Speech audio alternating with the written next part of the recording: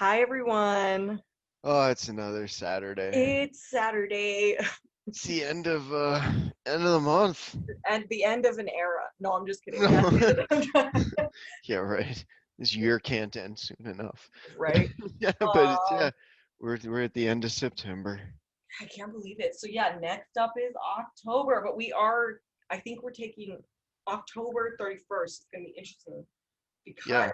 Nick is going to be joining Evelyn and I to cover the entire Halloween saga. Oh yeah, that's at the end of the yeah, that's the end of the month. Yes, the entire franchise. Yeah, We're we're gonna discuss gonna every film, the ins and outs, just like we did for Nightmare on Elm Street and Friday the 13th. that's getting cut loose like Halloween Day. Yeah. Oh yeah. It's crazy, Oh man. yeah. The ambitions of this team. My He has God. fucking got this. Looking at the like 10 Marilyn Monroe films I still think about. No, I'm just kidding. Oh God.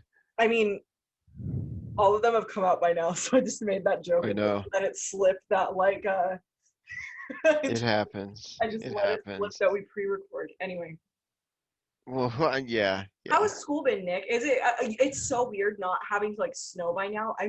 I'm Ah, shut drunk. up about you and your snow. Yeah, you think it's not weird. Yeah, come back here for a visit. Holy shit. I tell you what. No, it's dumb because it's like you were here.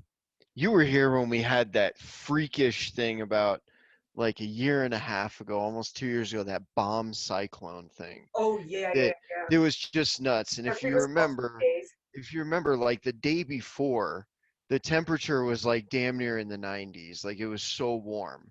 And then like all of a sudden, overnight, this place turned into like a Coen Brothers film. Oh It yeah. was just you couldn't see like I couldn't see my neighbor's house. The wind was so hard, the snow was so hard. It was freaking nuts. Well, it's not like we're not getting that extreme, but we're getting these damn patterns again where it's sitting here and it's like, we had it like a few weeks ago where the weekend was just ridiculously hot. Like on Sunday, we had broken the record. I mean, it was unreal. It was like 97 or something on a Sunday here in the Springs in September. And then all of a sudden, like on Monday, it was up in the 90s again. But then frickin' Tuesday, it gets up to a high like in the 40s, and then the next day, like a Wednesday, the highs in the low 30s, and is just freaking terrible outside. But then it warms back up again. So we're caught in that damn cycle again, where it's like we're getting The worst. this crazy hot, like you're wearing shorts to school and shit, or my AC's kicking on at my house. And then the next morning, my furnace is kicking on and I'm shoveling the damn driveway, and then throughout the week, it goes up to like luscious, cute little 60s and 70s, and then warms up another week, and then all hell breaks loose again. So, I yeah, just remember it's, back in January, I was house uh, sitting and I was house sitting in this place called Monument, which is kind of slightly towards like the mountain, I guess, in Colorado well, Springs. it's close, it's north of the Springs, but it's Yeah. closer to the Front Range. Yeah, yeah, yeah, exactly. That's a great way to describe it. And I was house sitting in like a house there, and I had like this film event that evening, and I was like, oh, it's fine. It's gonna snow. It's gonna be okay. And I didn't go grocery shopping or anything. And I literally got snowed in. I had to like, which the family I was with was nice, and they had already been like, you can eat our food if you need, but they only had like these microwave like meal prep meals. Mm. It was the saddest day of my life. I tried to like order Starbucks like 4 or 5 times, and the delivery driver was like, "We're not coming out there." It's like, no. Yeah.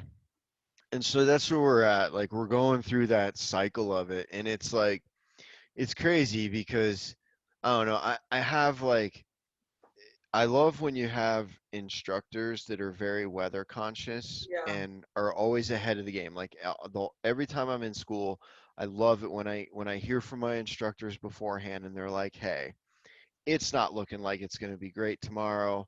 No point in risking everybody coming in. Let's just meet online, or let's just, here's your assignments this week. If you have any questions, email me. We'll talk next week, or watch this movie and be ready to talk about it next week. So it's like, it's nice, but I hate it when like your instructors are buttholes about stuff if Yeah. you're just trying to be nice, because I know for one, like we were gonna be outside, and I was just kind of like, hey, just an FYI, like, and it's a new person too, to Colorado and everything, and to the school. So I was like, an FYI, like in a week or so, it could be getting like really catastrophic out, specifically the day that you want us to meet outside. And then they get on and they're just like, well, that's like just a prediction, and like I'm not seeing that, and we'll keep an eye on it. And then all of a sudden, like the day hits, and it's just fucking miserable outside, and Ooh. you're just kind of like, oh yeah, fuck me for mentioning that. Well, like also like in these circumstances, like my little sister, she tells me she's at like a junior in high school. And like some of these teachers are being assholes. And it's like it's already so weird right now to be in school. Like, why be like really unaccommodating and weird on top of it? Yeah, and I'm not saying it was bad or anything, but I'm just saying like, hey, if somebody's gonna give you a little information and say, hey, we might want to look ahead, because literally like what was going on, and this was like this is a while back that this happened. Um, Uh-huh. but it was like literally the instructor was like, we'll try and find a shady spot and avoid the sun, since I know it'll be hot and stuff. And that's where I kind of went, whoa, whoa, whoa, whoa. I was like, this is like, we're not projecting for any of this. And I was like, I hope this is not the thought train. And that was the only reason I was like, hey, I just want to mention that I know it's a week out, but forecasting, like, this is what we're seeing. And then it was just totally like, well, whatever. Those are just forecasts. And like, I may be new here, but this is, and I'm just like, okay, cool, never mind. And then all of a sudden, like it was miserable, because it was like, school not canceled, and you're showing up, and it's like, we'll meet outside. Well, it was like 30 something, you know, it Oh was God. cloudy, 30 something. And as everybody knows, there's a nice crisp breeze that flows throughout campus, you know, during that time. And so like everybody's like out there ready to meet, shivering their asses off, like, God. what the fuck? And we were like, can we go do this? No, no, no, you need to stay outside. And it's like, oh, wonderful. So Great.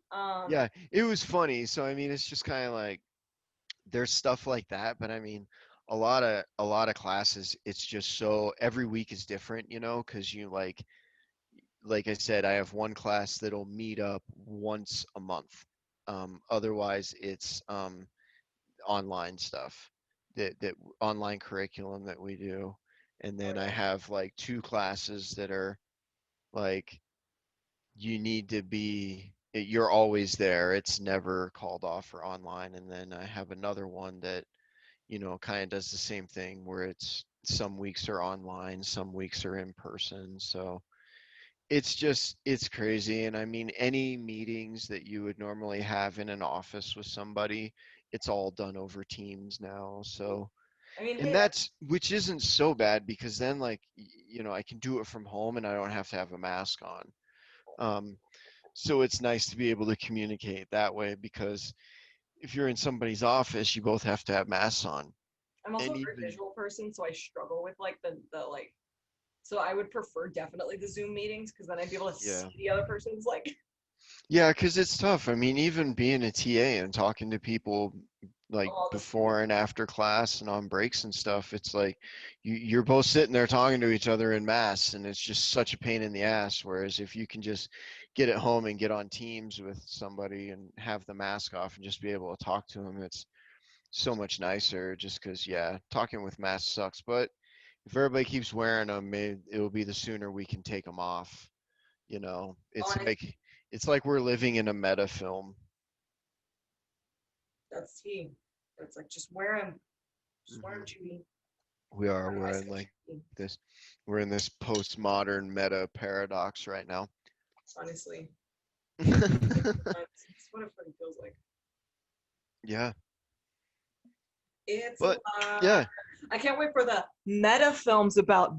That was a bad I transition. know. That's what I was saying. I kept like, I'm alluding to it because like last week we talked so much about locusts, and then it was just like, let's just talk about metafilm in general and its controversy and honesty and Yeah, which the I wanted to just films like that you put a little piece out into the universe really quick before we start. So do it. metafilm, it's kind of like I guess to like explain it in super basic terms, it's super like self-aware films. It's self-aware either on like a narrative level or like an exact level. Like it's just self-aware of the fact that you're watching a film, Hmm. Is that fair? It And knows what it's doing. yeah, exactly. And a lot of people like try and like say that like meta cinema begins and ends with Quentin Tarantino, which I really like Tarantino. But like that's not All where of it his like the film meta isn't. techniques are like meta techniques have like from the very beginning of film meta techniques were used, but we kind of have genre emerging now where like meta is considered a genre now, so people think it started more recently than it did. So yeah, we're going to kind of give an overview. So we have quite a bit of films before Tarantino, so just so you're it's just before people are like, why are you talking about these movies from like the 30s and the 70s and blah, like meta didn't start with Tarantino. No, it didn't, and not all of Tarantino's films are meta. I mean, there's a Exactly. He few that you can definitely, put into meta, but others are homage, others are postmodern. So well, it's, I mean, Tarantino definitely like utilizes meta techniques for sure, and like he was a huge proponent of meta film, and like you get like postmodern meta film with Tarantino, and that's like probably where the little difference comes up. But just to like fully clarify for like our anyone watching, when we say meta, oh yeah, I'm sorry, my 'cause- computer keeps beeping. I apologize if you can hear that on the recording, everybody. Can you hear no, that? it's just, yeah, it's simply that. I mean, it's like, yeah, there's aspects, but I mean, to be truly meta, it has to be really aware of itself. It has to know what it's doing. Its fourth wall is a huge thing with it too. It's consistently broken. It's often a critique on history or a critique Yes. of some sort of past. I mean, like what we were talking about, with Locust, being a critique of 1930s Hollywood. You get into other films like, Tarantino did take a shot at it, but another one that I know was one of my era growing up that kind of takes a look at late 80s, early to mid 90s Hollywood. You have The Player, Oh that yeah.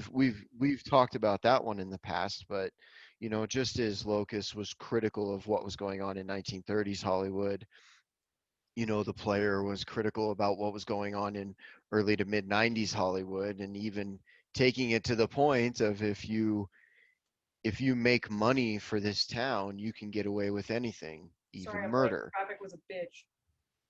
Yeah. It's like, so it becomes one of those interesting things. And I mean, The Player, it's crazy. It is a super star-studded cast. Like there is an incredible amount of people in it, but even at the time, like it was not received well. It didn't blow out as much as it did. It was a film that I found out about later on. It was kind of like one of those ones where the stars, the actors got together to make this statement, and then executives stepped in and went, no, no, hush, hush, don't you do that again if you want to continue to live here. But then ever since then, the players like kind of come up to this meta iconic, and fallen in the lines of iconicity, with metafilm in Hollywood. So it's like, yeah, the player is definitely another one of those areas that takes analysis, and then, will the other one that's an obvious one is Once Upon a Time in Hollywood, which we Oh can yeah. kind of discuss when we lump in, because I put a couple Tarantino films together just to talk about specifically about their meta aspect and what they do, but we'll leave those for the end. But one film that came up that I love putting in the meta category because I find it hard to put it in any other category is was when I saw Birdman, The Unexpected Oh Virtue of Ignorance, yeah. that came out in 2014, which was just really mind blowing. I mean, I love a film. It had very much had a Fight Club aspect to it, not because Ed Norton's in both of them, but it was so interesting with the ride that it took me on. It was I love it when I have to put a film right back in and watch it again and again and again because there's so much to it, and there's pieces of the story that I didn't catch. And so I really appreciate when films do that. But Birdman is definitely one of them. It's wild. It is weird. It hits every end of the emotional spectrum. But another thing is what I love about it is it showcases Michael Keaton, who essentially, I mean, for me as an actor who I grew up with, but kind of got like washed away after the 80s and the 90s. It was kind of like, where the hell did this guy go? And then all of a sudden he just showed up in Birdman and gave this exceptional performance. And so it was Oh so yeah, nice it to was see his big him, like career comeback, wasn't it? Because that was before he was in like yes. Homecoming and everything. Yeah, and that's yeah, it was before that stuff. And like I said, I'd seen him, for so much, and specifically like a few roles to say like Batman. His role as Batman is one of the ones that I feel was one of the good ones before it started going downhill. With like the George Clooney years Oof. and such before we got to like the Christian Bale series. But I think it was cool to see Michael Keaton in that aspect. But super cool meta film, and also I love the approach that it's not only about critical of film, it's critical about theater, and which is really neat That's to super take interesting because you to don't get use that a a lot. film, yeah, to use a film to go at that aspect of it. Oh yeah, 100%. I really like, yeah, I love the meta element of Birdman. And I one thing I also particularly like that I think enhances the meta element is kind of like it's not all in one take. They do like camera tricks to get it looking like it's all in one take, but that kind of like free flowing style everything is, where everything seems like it's all happening in one nice clear shot. That I think in a lot of ways for our brains like replicates reality in a really interesting way. No, it absolutely does. And I mean, it's the way metafilm works. It's those things that, we alluded to it in Locust last week, just so many areas that hinge on reality and get us so drawn into the film. I mean, it happens with that. And like, I mean, the player pulls us in through the murders, through the whole murder plot and what goes on. We're just kind of like, there's no way. Like, if he produces enough dollar signs for this town, can he get away with And you killing get a away with critic? Oh anything. my God.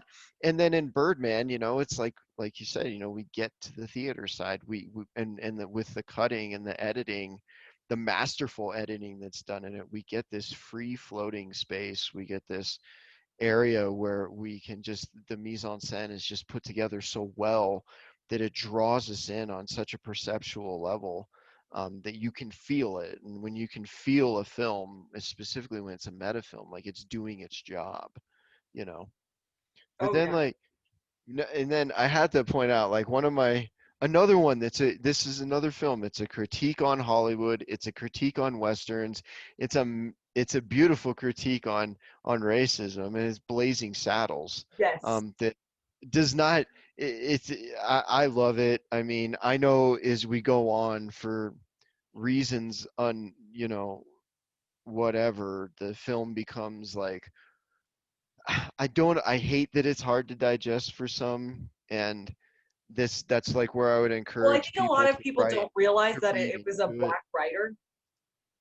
They don't know realize it A was lot of Richard people think it Pryor. was, yeah, a lot of people probably just think That's it the was thing. Mel It's Brooks. yeah, they don't realize that it's like Richard Pryor that wants that wrote that part. Richard Pryor wanted the part of being the sheriff, but they just went, at the time with what was going on in his personal life, they were just kind of like, I don't know if you could hold it together on a set long enough, but please write for it. And all that all that brilliant dialogue that is just so rigid with Yes. its racism, but it's just so damn funny because it's so critical. And it's like it's another one of those things, where it's just kind of like we were talking about that unease that comes with the association of laughing at something. But with Mel Brooks, it's like it's not like we were talking about in Locust. With Mel Brooks, I mean, it's kind of like if you don't laugh, you're an asshole.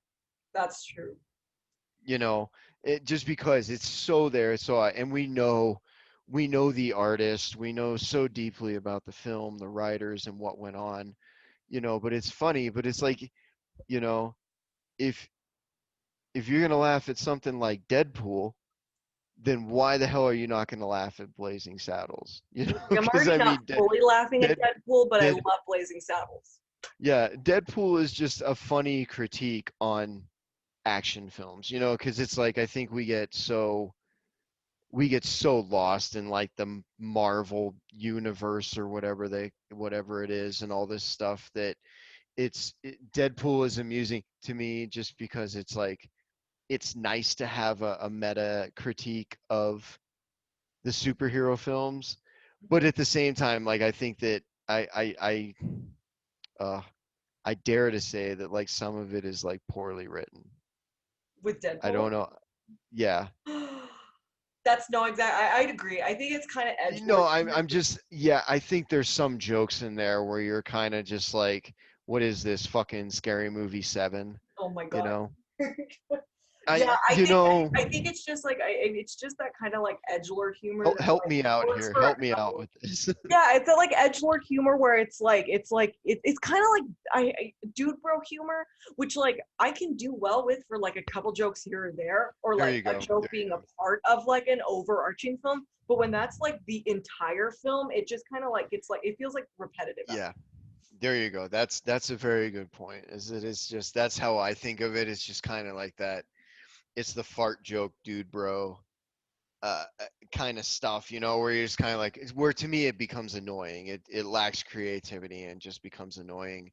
You know, I think I think like a super classic example of that. I had a friend of mine who did a report on this in our comedy class, but just talking about, you know, like how a comparative of like Anchorman, and you have like the first Anchorman, you know, and it's iconic with some of the jokes that it has. It's so funny. But then you have the second Anchorman, I which is thought it just was a a total joke. abomination. It's so terrible. And then they sit there and like now with hundreds of unused jokes, and it's like if you had that many jokes, you know, that many extra, why didn't you just pick out the good ones? Because you try and sit through it and you're like, wow, this is really stupid. It's gut wrenching. It's hard to see how these people get through the act.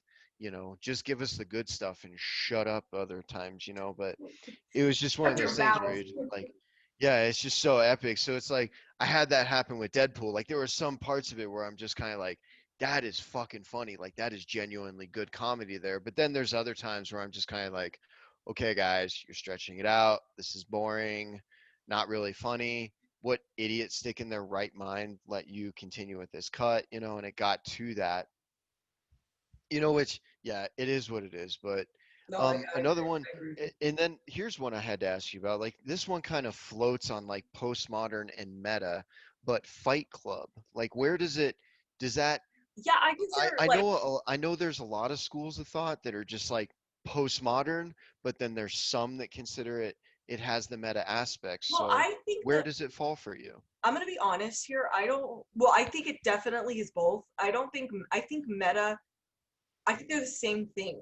Like I think the crux of postmodernism is having a meta quality. So like I think it's kind of like a weird thing to say that they're completely separate. Like I can understand like maybe like time period wise and like how they're utilized separating them, but like in terms of actual like technique cinematically, they're pretty much the same thing, or they are utilized in very similar ways. And Hmm. so I would consider Fight Club both of them for sure.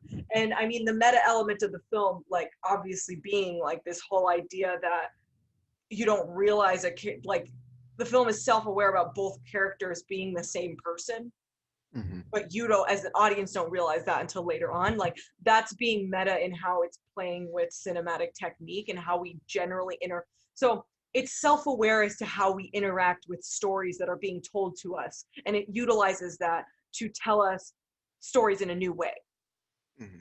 you know, because like I mean it takes that like Jekyll and Hyde thing and Oh yeah. runs with it to the extreme in a way an audience doesn't expect. So it's meta in that it's playing with our perceptions of film, but it's doing that in a postmodern context. Does that make sense? Oh yeah, definitely. And it's like, yeah, it's definitely one of those ones where I feel it has several meta aspects, you know, specifically in its very anti establishment Yeah, which I think it's become format like that it takes. I don't think any of the content of Fight Club for me is like dude bro, because I think it's become a dude bro movie in the last like I don't know, like 5 years, probably 4 or 5 years, 6 years. But like I don't think any of the content is actually dude bro content. I think a lot of the dude bros just like kind of misinterpret what the film is talking about. Oh, well, it's been that for a long time. I mean, Oh yeah. it's been a dude bro film since it came out, just because it's like So the like I was like, oh the yeah, you fucking testosterone do all this mixed up with Fight like, Club and beat up don't talk guys. about Fight Club and just yeah, it's been a very testosterone driven movie, but I think that yeah, it has the meta aspects and at the same time it's very postmodern because it's the opposite of everything that was prior. So it works, Well, I think, in and I also in think, both aspects. yeah, I think the film is definitely like speaking against that macho dude bro culture. So I think it's really interesting that like dude bros grabbed the film and ran with it so hard. Yeah, and I think it's just because the assembly with the tribalism of the fighting and stuff that they naturally flow to it. But yeah, it's just yeah, it's interesting to get a look at that because I mean, you think about, earlier stuff like when you think about like the LSD meta cinema, when you look at stuff like Magic Christian and Candy and Casino Royale and Oh yeah, such, then you get into like even before that, you have like the Salvador Dali stuff with like L'Age d'Or and Un Chien Andalou, essentially films that are just like so abstract and really have no story, no narrative, nothing, but they're incredibly like they have these little snippets of messages um like with the LSD cinema, that alludes to the stupidity of guided masses, and then with like L'Age d'Or and Un Chien Andalou, that's just like you get a lot of go get religious commentary. everything. They're anti everything of the times of religion and race and sexism and everything. They're so freaking all over the place, but and then like you end up with like cute kitty and funny stuff, specifically like when you get into like your Monty Pythons and everything, like when you have Monty Python the Holy Grail, but then Holy Grail gets so much attention, and I mean there's perfect I love reason it it, should. but It's completely like the meta film about the followers of Christ, but then you have like Life of Brian as I well. love Life of Brian. I love what's that? What's the fucking other one? There's one more that I'm completely spacing. Is Life of Brian where they have that sequence where all the philosophers are playing soccer? I believe it's either that or they have the other one where it's like, he's not the Messiah, he's a very naughty boy, which was like a carry off of Life of Brian. But it's just like, it's so funny to spoof that because around the time, you were getting, a lot of like the religious epics, that were coming out. Like you had the Ten Commandments coming out. Yeah. You had one that you alluded to a couple weeks ago. What was the Scorsese one? Last Temptation of Christ. Yeah, like the Last Temptation of Christ and stuff, and that like you have all these coming out, and then you have like Monty Python coming out. And I love when Brian, like Life Brian just kills me, specifically like when he wakes up in the morning and the curtains come down and they're like, "Oh, the Messiah's got a boner." Wait, oh my God, no! Is that the one? Which one is the one with Seventh Seal? That big Seventh Seal joke at the end. Um, Oh my gosh, I don't know. You just threw me off with Seven Seal. have you seen Seventh Seal? Yeah, No, yeah, you saw it in intro class, duh. yeah, yeah. I think it's Life of Brian. I believe, yeah, I believe it is. So good. Because yeah, they're like He joking. eats the can of whatever, and then they're like, "Wait, I didn't eat the can." He's like, "Shut up." Yeah, it's Life Brian just is unhinged, and it really is. And it's just I like how it takes us in the life of like people walking around just like, what if these people back then were just assholes? Okay. So it gets very very funny. So it's like Monty Python, as you alluded to in the beginning. A lot of all these things took place well beforehand. I mean even and then it doesn't have to be just Hollywood critical. It can be genre critical, like we alluded to earlier with Mel Brooks. He was genre critical with Blazing Saddles, but then with Spaceballs, which came later on. He ended up being super critical of all like the Star Wars, the Star Treks, and everything like that. And he took that and made a superb parody of it, which him doing that eventually paved the way for Seth MacFarlane to do his Family Guy series of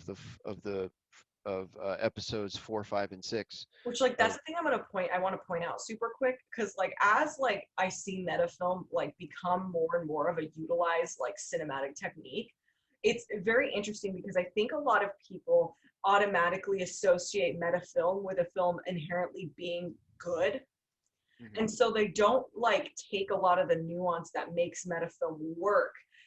So I find a lot of filmmakers rely on meta film to make their movie, palatable and make their movie relevant. But it's a style like we kind of talked about it with Deadpool. It's a style that gets very old very fast if you don't like do it really, really well. Oh yeah, because I mean that's kind of like what happens when you end up I think we've talked about that in the past, like with parody and with comedy. It's like, and I mean, Scary Movie's just the perfect example. Because like you have Scary Movie 1, Scary Movie 2, are just incredible parodies on the horror genre. They're super funny, they're great. But then as soon as they get into the lengthier, the other ones like 3, 4, and stuff, they just get really terrible, really overused, and you're just kind of like, okay, guys, come on, you bled it dry, you beat it to death. This is fucking horrible. But why are people still watching it? Because of a name that's attached to it. So it becomes unfortunate. So sometimes it's just neat when you get like these one and dones because they work, they're creative for that whole thing. Like you couldn't do a Blazing Saddles 2 or a Spaceballs 2 or Oh yeah, another film I love, The Last Action Hero. It's another but meta, with Arnold Schwarzenegger, it's another Hollywood meta critique, just kind of showing like this is, and it kind of ran parallel about the time as The Player as well, so it kind of oh had fun with it, but it's always just like it takes a fun meta aspect. Like as a kid, what if we could go to the other side of the screen? What if we could break the fourth wall and be caught in the movie? And we get to see like that happens. And then what happens when the movie spills over into real life, and we get to see that. And, just as that was, I mean, you can even look at something we talked about a few weeks ago when we were talking about Billy Wilder. I mean, Sunset Boulevard yeah. is another Hollywood critique, another Hollywood meta film. You have Norma Desmond, Oh who's no, that's a great point because a lot of people, you from know, like you had said, from silent to talkie. I mean, well, and a that's lot of what people Norma was associate going through. meta film with this whole idea of like comedy. And so, Hmm. yeah, bringing up Sunset Boulevard is really, really great that you added it here because a lot of people don't realize. Well, I mean, I guess Fight Club too, but Fight Club gets like people consider Fight Club funny, which I don't know how, but okay. There's funny stuff in Fight Club. It's Like kind I of like uncomfortable laughter for Fight Club. So when I laugh in Fight Club, I'm not like, haha, he's beating himself up. That's so funny. I'm like, oh wow, I'm no. very uncomfortable. I laugh at other stuff in Fight Club. Like True. I laugh at the slapstick element of Fight Oh Club. no, Like that makes a lot of sense. yeah, like when you have him and going back and forth with Marla, specifically about the groups, and like when she argues like that she wants to go to testicular cancer and stuff. And he's just like, wait, you don't even have testicles, like they're arguing back. Like I love the slapstick element in that, but that's where I find funny, in it. But Sunset Boulevard, Yeah, Sunset Boulevard is kind of the more like example of something that's kind of like more of a serious kind of film, I suppose, or a dramatic kind of film. Um, but yeah, meta cinema techniques can be used in all genres, and so a lot of people just forget that it's not just a humor device or just a humor trope. yeah. But then you get like outright, I mean, blatantly outright meta fourth wall, totally aware when you get something like Wayne's World, where in the first one, you have that thing of them at the snack table in between takes, and like every time that they cut to Wayne or they cut to Garth, they're wearing like someone's advertising or marketing another product. It goes from like Pepsi to Nike to Pizza Hut to Tylenol to all these different things where they're like blatantly sitting there saying, hey, we're Hollywood. We run on marketing and advertising now. This is where we make all of our money. Keep watching our shows.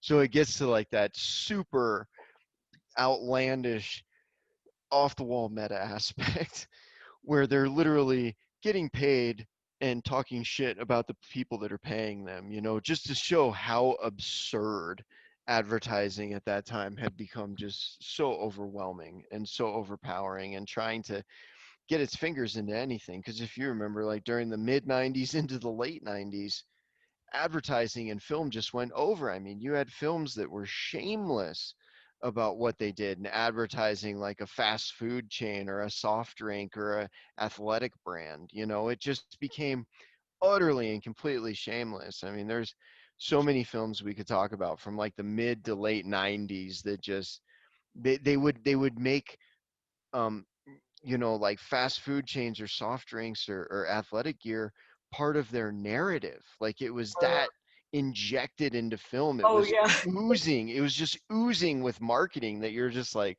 Well, especially when really, the '80s you hit and guys have people started no making like shame. toys. Yeah, yeah, when it was toys and stuff, but I mean, God, by the time we got to the 90s, I mean, shit. I mean, you look at Demolition Man. Yeah. Nobody can Oh, talk about Demolition Man without talking about fucking Taco Bell.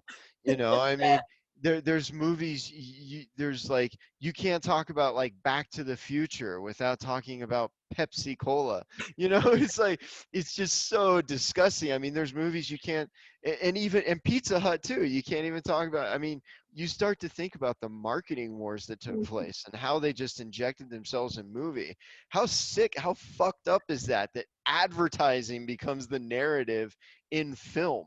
I mean, that's just like the great downfall of what was going on. But I mean, that's what we saw in Wayne's World, just so epically pointed it out right before it was hitting its apex, like just as it was coming to us. So it's like, Also, like another thing that I want to note really quick. Okay, I just want to. It's more of a confession than anything. I don't know why, but I have such like an irrational fear of Mike Myers. He makes me nervous. So I really like Wayne's World, but like he just makes me nervous. He's so gross. I think he makes everybody nervous. So It's weird. yeah, it's okay. Thank But you. kind I of, feel better. but now that like we chatted about all that, we kind of had, we mentioned like another Hollywood critique, if you will, another lens of Hollywood came with Once Upon a Time in Hollywood. Oh Quentin yeah, Tarantino looking into 1969 Hollywood, specifically, Sharon Tate and the Tate LaBianca murders, the relationship between, Tate and Polanski, and yeah, what we have, when, and this was like essentially like about the third time or so that Tarantino really went with a meta lens, because it's like he does it in Bastards, with giving us essentially what you do is with the way that Tarantino likes to do this is you sit there and you input characters and you restructure history. You kind of yeah, sit there and just go, how can I do this different, and like with Bastards, we see essentially Tarantino just going, how could I kill fascism? What would be a vengeful way to do that? And so he has like, Colonel Hans Landa come to this girl's house, and then it turns out later on, that this little girl has a theater, and she gets vengeance for we're gonna fucking everything, destroy and those Nazis. we see this ultra violent demise of the Reich Which at really the quick, can I just hands note of the something really quick? bastards in the theater. Oh So yeah. I just wanted to note something really quick, which everyone says. Okay, I mean this is maybe like a controversial opinion, which I hope not, but whatever. I know there was like a bunch of people who like,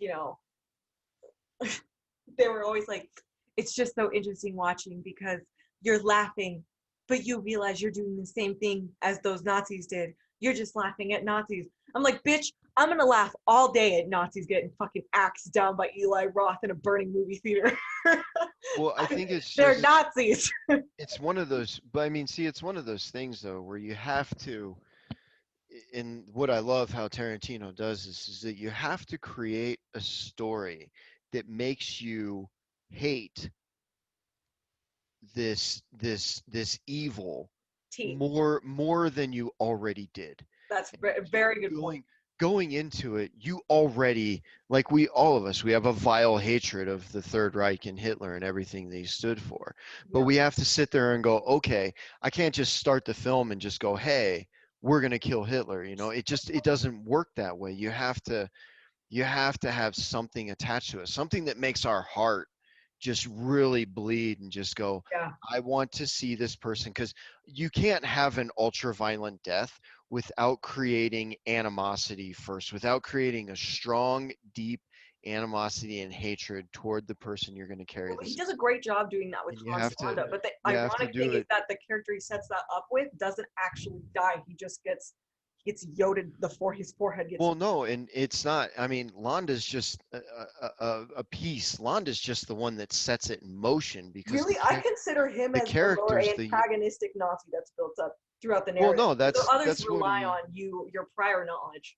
Yeah, that's all he is. But it's like he sets the mechanism in place when he murders this girl's family, and then this girl, who we get to following, she goes through some of the most uncomfortable scenes Oh yeah, ever to get to the point to where we finally get to see, her just retribution. She gets to take down the Reich, and then the in the end we get to see, because throughout the film it's the girl versus the regime, and then it's Londa versus Aldo Rain and yeah. his bastards, and each one of his bastards are enemies of the Reich. These are they're made up of young men who come from places that the Reich wants completely destroyed. So you get that dynamic in the other one, but creating this young girl, this character, and having us follow through with her and knowing what she's gone through and knowing what she wants to do, it helps us hate, more, and it makes it to where that ultra violent demise is not wrong. It's pleasurable. You're watching it just going, yeah, they didn't give you enough.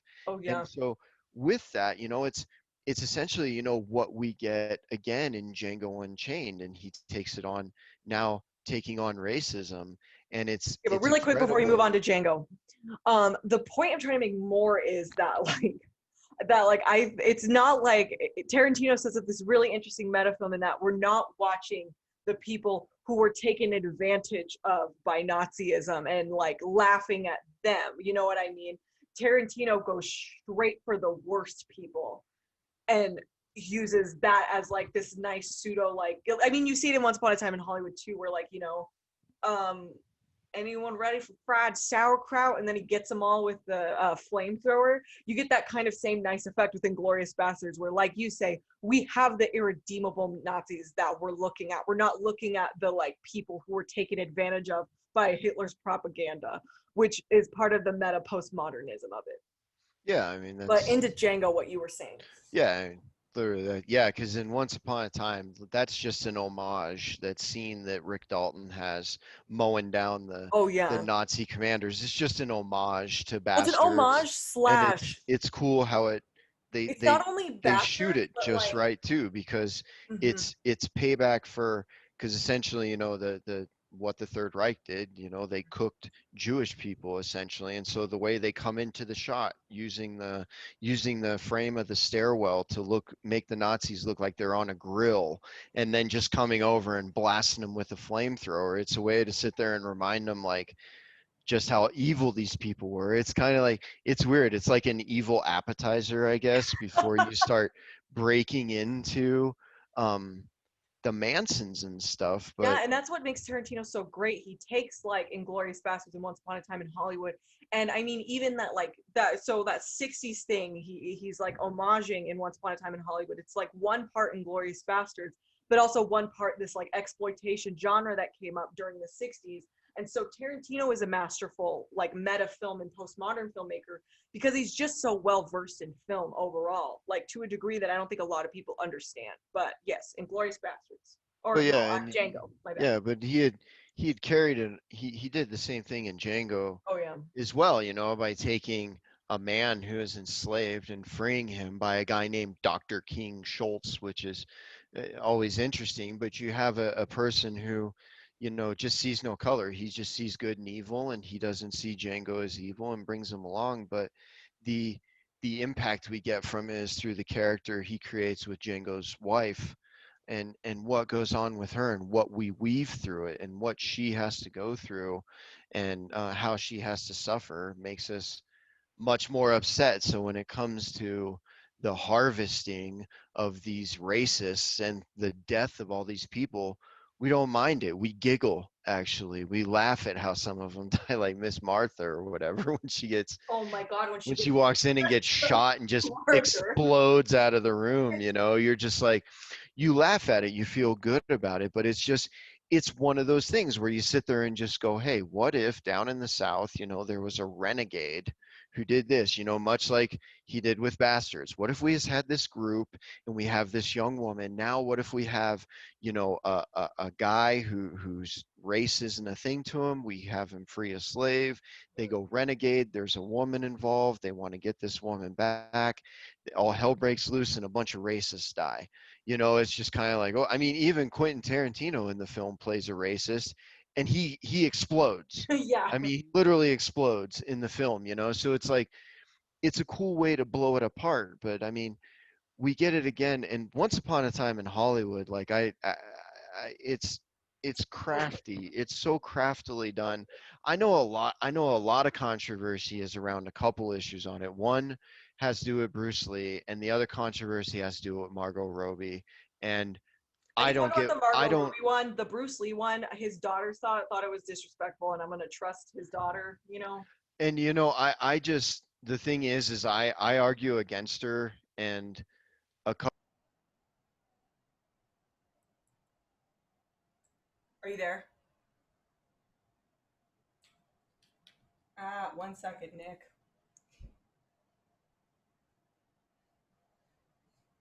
Hello, can you hear me?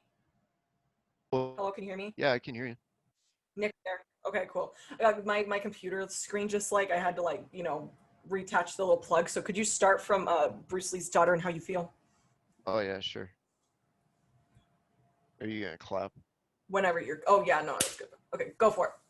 But yeah, it's like I know Bruce Lee's daughter spoke out about it, and I actually I'm one of the people that actually argue against it. I know a lot of folks side with her, but there's a few things that I just know having I, I've seen like all of his stuff, and I know how Bruce Lee acts in films, and I've seen interviews, I've seen it all. I mean, anything that's available to anybody about Bruce Lee, other than being his child, like I've seen. And there is very much an arrogance about Bruce Lee. I mean, there is. And I could cite so many scenes and many in all of his films where this side shows. I mean, there's also interviews that you could pull evidence from. It's very much that, he's an arrogant. There's a bit of arrogance there. Uh huh. Um, Now, the other piece is I get it, it's his daughter and stuff, but at the same time, her Bruce Lee passed away when his daughter was incredibly young. I mean, incredibly young. And I'm not one to sit here and say anything about how a person holds on to memories, processes memories, a bond between people. That's unknown to me, and I wouldn't even begin to speculate. Um, how that relationship was, how it was connected. All I can say is that the area I hold in question is just how incredibly young she was, and what's been told. A lot of what has been absorbed in her life has been stories and this and that, a limelight. There's a lot, and that's the one piece I'm with you on it. I understand why people would want to side with her, why they would want to listen to it. But the one thing that just bothers me about it is the age, how young she was when her father Because died, and the incredible amount that she's able to speak about it makes me question, like, how did a child of that age with that little bit of time around someone, how did you absorb that profound amount? Because it's unfathomable when you hold that in comparison to literally any child of that age and their relationship with um, anyone. So it's hard for from my me, perspective, but I can't negate it completely because it's yeah, just from not my fair. perspective, It's I not fair. see completely what she's saying, and I think for sure I'm gonna trust her perspective a little bit more. But um, my thing with the Bruce Lee interpretation is, one, I wish he had had more screen time if they were gonna go into the more arrogant side of him. But two, I think the film time wise. I've talked to a couple other people who like super love Hong Kong movies and like Bruce Lee and all of that stuff and have also been really well versed in it. Like they like it was a little bit too early for that attitude to kind of start appearing to the degree it did in Once Upon a Time in Hollywood. So that's all I have to say about it. Like, I mean, it's for Yeah, I Tate thing. But what were you gonna say? Sorry, what was that? I would It's a I little too think there's early a before. yeah, I think there's like there may have been a better way to do it, and I agree that like it would have helped to have a little more lead in. I think going right to it was a tough decision. I can see why it's written that way because it makes for an interesting little fight with Brad Pitt, you know, and I even think more he so, has I to think fly with his foot. I think it's even less about that. I think it's even more about pissing off the stunt guy's wife because Love to her. me to me like to me like that's the best part of it because you're watching the scene unfold and it goes down, but then in the back of your mind you're remembering, you know, like wait, he was told not to fuck off because he was on thin ice and he just threw this guy into a car. And then Yeah, yeah, 100%. I love the wife comes out of nowhere and she's like, what the fuck just fucking happened and what the fuck are you doing here? And then it's like you think the whole thing about like the dude killing his wife is taboo and quiet and shit, and then like the lady comes out and she doesn't give a fuck about it. She's like, get the fuck out of here, who are you doing hiring this guy, he killed his fucking wife, you know. And I it's love the like line she did the last yeah, line delivery. You could go take your costume and get fucked. I'm yeah, like, and it's love just it. it's so good because and that's what I love about the construction of it. So it's like yeah, the way that Lee was input, it was maybe a little daring, but the funniest part about the culmination of all that, we get to see a nice little choreographed fight, but the best part is like right before that, you got Kurt Russell saying, dude, don't fuck up. My wife hates you. And then we have like, he gets out of hand. There's a fight. A dude gets thrown in a car. Kurt Russell comes out like, what the fuck? And then this lady's like, take off your costume and get fucked, you know? Honestly, I love that. It's But so yeah, I good. think Bruce Lee's I love how it hinges on that, and then you just hit yeah, this apex, and it's like nothing matters. What matters is like everything that was taboo moments before is now completely unhinged, blown out of proportion, and you have this lady just come in, this woman come in, and just totally put her foot down and go, no. You boys are done fucking playing. Get the fuck out of here. And it just, that's what I love about the incredible setup of that. yeah, and so yeah, I don't think he doesn't serve a huge point and a huge function in the narrative. In the narrative, I just wish I'd seen more of him since that's what's emphasized. And I also just Yeah. think time wise, it's a little bit too early in the Bruce Lee time saga for him to be acting so arrogant, but whatever. On the note though of the females, I have a whole podcast episode specifically about this topic. Mhm. So I'm not going to get super into my thoughts. Like you go there to find my thoughts, but in short, it kind of makes me upset. Like it got out about a year before the film was released, which this happens all the time in Tarantino's films, but it got out a year before that Sharon Tate and the Mansons were going to be in the film. So everyone just thought it was going to be a film about Sharon Tate and the Mansons. So I think part of why people are upset about Margot Robbie's portrayal of Sharon Tate is because they had false expectations going into the movie. The movie Yeah. was never supposed to be about Sharon Tate and the Mansons. The movie was about these two guys like interacting with Hollywood around them. You know what I mean? And it Yeah. also pisses me off how like people begin and end like I mean like I love Margot Robbie to death, but it makes me so upset that people just see this one white woman character and completely like ignore all the other strong women showcased in the movie, Yeah. which like yes I would have liked maybe another woman of color in the film, but I mean I think like I've always been empowered by Tarantino's women in film. Like Jackie Brown was huge for me, but applied to Once Upon a Time in Hollywood, like you have so many strong women going toe to toe with all of these men. We just talked about Kurt Russell's wife in the film, and there's Trudy Frazier. There are so many other women that you see in the film that are Well, just ignored so that people can say, oh, Sharon Tate didn't get a lot of physical speaking lines. I mean, that would be the same as like trying to put a cultural analysis on Locust and sitting there and saying like, well, it's wrong that there's not enough people of color in the film. And it's like, well, the thing is, Well, I if think you more if people of you're color should be in shooting, film, period. well, yeah, but I mean, the thing is, if you're shooting Locust, a 1930s specific film, where do you where do you put them? I Oh, there mean, were a lot of people of color in in Hollywood in in the their same position as in Faye. their yeah, It's and just their not a focus of the narrative. It wasn't showcased. Whatever. Like we could talk about that. But once upon a time in Hollywood, it would have made a lot of sense to put in a woman of color. But that's less of my concern. More of my concern is there's a lot of other strong women in the film that yeah. were just ignored because people wanted to be like, Margot Robbie didn't get enough talking in this. And it's a sexist movie. And that just makes me really annoyed. Like, you know what I mean? It's like, Well, so it's you're just just gonna ignore if you all have the to. other strong women? Like, it's so weird. Well, But yeah, yeah, it's I have a just full different podcast episode because about it, but it's a everybody came into it with the look, and they preconceived the narrative, oh, because 100%. anytime that, I mean, my whole life growing up, anytime people talk about Manson, it's like they talk about the summer of 69, they talk about Helter Skelter, and it all ends the same way.